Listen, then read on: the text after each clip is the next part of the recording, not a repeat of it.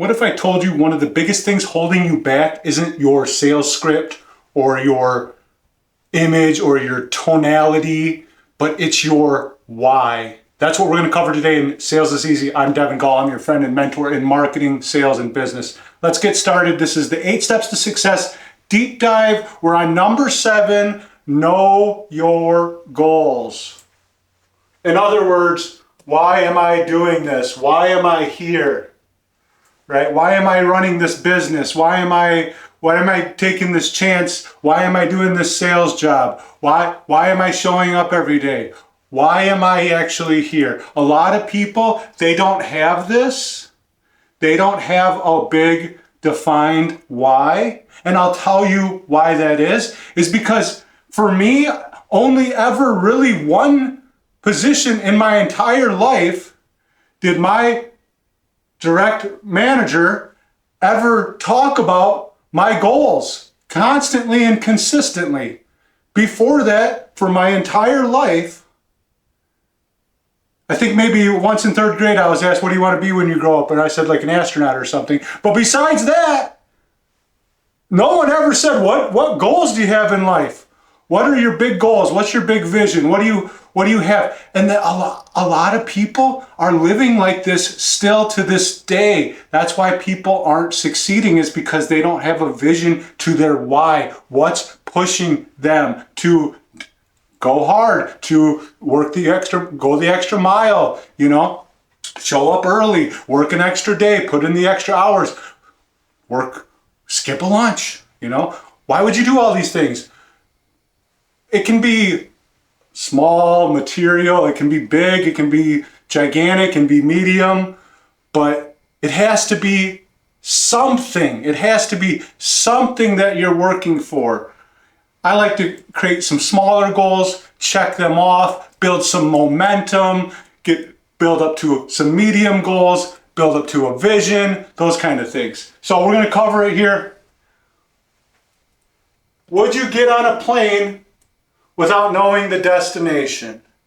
Meaning you're aimless. This is what a lot of people, they're living their entire life aimless, working regular jobs, going nowhere, working sales jobs, working commission jobs, and the only goals that they might be talking about is the manager's talking about, I got to make sure I hit my goal, so I got to hit 100 deals, so I got to make sure my 10 people each get 10 deals each. So what's your goal? 9, not good enough. You got to do 10, or you got to do 12, right? That's the only goals they're talking about, right? Thankfully, I was lucky. I worked for a very special company. They showed me, write out your individual goals. What are you doing here? They worked me like a dog, of course, but that's how they inspired me. That's how they got me fired up to work in that kind of capacity to where I could actually achieve things that I'd never achieved before, right? If you want to get something you've never had, you must become and do stuff that you've never done, right?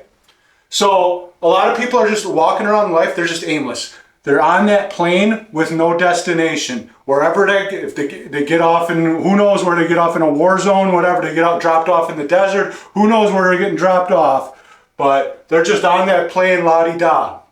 So you gotta set a target. You gotta set that destination. Having a target gives you something to aim for, right? If you're just shooting a bow and arrow at nothing, and then you're shooting the arrow to see how far it can fly or something, isn't it cool? I mean, even if you miss the target, at least you got the target to aim for, right? And then when you do hit the target, it's like, yes, that felt good. You ever done that? You ever threw maybe axes or something? You ever had that target, right? Hit that target, and then you're just like, that felt good. I'm going to do it again now. Now I'm fired up to do it again and again and again and again. Now I'm hitting the target more often. I'm hitting the target all the time. I'm hitting the target dead center. That's how if you don't have a target, you have nothing to aim for, and you're just shooting the arrow into nothing, right? You're just, all that effort and all that work that you're putting in, what, to pay bills? Is that your goal? Is that your target in life? And that might be a target. Maybe you got to pay off some loans. Maybe you got to pay off some credit cards. Write it down. write these goals down, and then you can check them off, and now you're building momentum. Now you're building momentum, right? So having the target, having something to aim for. Also your goals and your vision. So the little goals all the way up to maybe your 15, 20-year vision, whatever it may be. These are the things that are going to be greater than any kind of struggle or setbacks that you may encounter. You can look at setbacks as a setup for the comeback, right? I'm sure you've heard that before. Struggles, they're just temporary because I have goals in mind. I have a vision in mind. I'm going to get through these things no matter what, and I'm going to hit the target. But without this, this is all you see. This is all you're going to live. This is it. That's your reality. That's all you can see. So you have to have these goals and visions to overcome life that, that throws you curveballs. So how do you do this? Here's a real easy way to do this. You're in sales, you ever heard of quarterly reports, right? Your first 3 months of the year is Q1, your next 3 months of the year is Q2, right? These are the quarters of the year, right? A lot of businesses base quarterly reports. So in January, or wherever we're at right now, whenever you're watching this video, you can do it today, even if it's not the part of a quarter, the start of a quarter. It's the next 30 days, the next 60 days, the next 90 days. It's this simple. You write 30 days, and you write some goals down. Don't do paragraphs. Don't write 7 pages of stuff. Write down a couple goals. I'm going to do this, I'm going to do this, I'm going to do this, and then I'm going to take care of this. And another great way to do this is have some personal and have some professional goals that you're going to accomplish. Now you do 60 days, right? Same deal. 3, 5 things, 2, 4 things, 60 days, 90 days. Same deal, right? And then as you're going through, let's say you complete your first 30 days, you completed this month. Okay, awesome. I achieved this goal. I achieved this goal. I did not achieve that goal. I did not achieve that goal. I achieved this goal. I achieved this goal. I did not achieve that goal. So now what you do is you take these goals that you didn't achieve and add them to your list down here. Right? If these are things you really want, or maybe just throw them away. Maybe it's something you don't want now. But this is how you keep yourself consistent. This is how you keep yourself in check. And this is how you keep yourself with a target or targets to aim for. And then recalibrate. Recalibrate meaning revisit. Next quarter starts. Let's say you're starting this in the middle of the quarter. Do a 30-day goal and then a 60-day goal, but then it's going to kind of run out after the first 45 days. And then just stop and then just get on the quarterly calendar. Just rewrite everything 30, 60, 90. Because that first 45 days that you did like a half of a quarter, you're not going to be very good at this when you first start.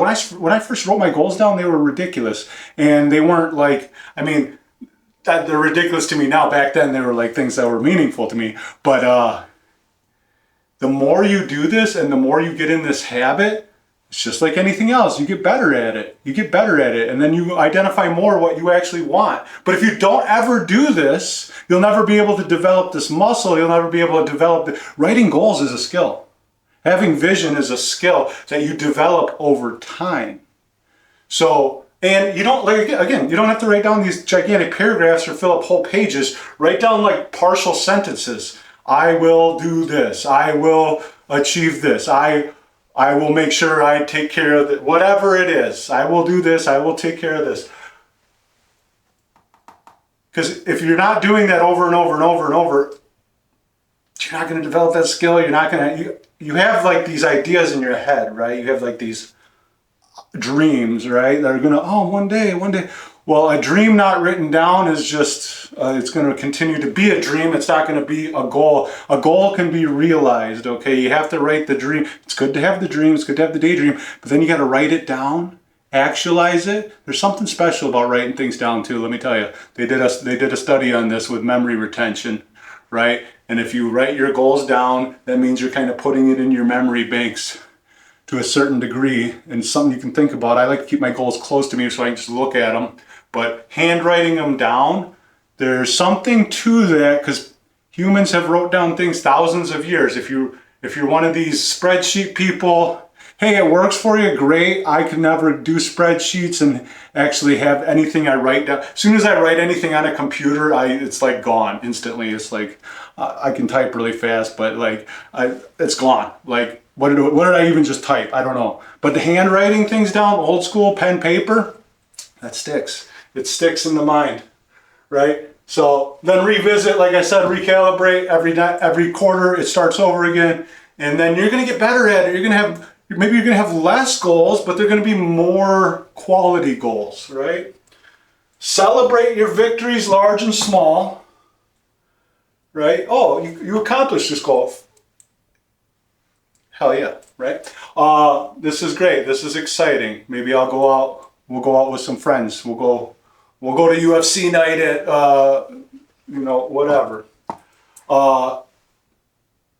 Don't get all, crazy celebratory, where you can't work the next day, you can't be productive, you wasted your Friday night, and now you're losing out on Saturday's commissions because, you celebrated a little too hard. I wouldn't suggest that. But buy yourself something nice. You made $5,000.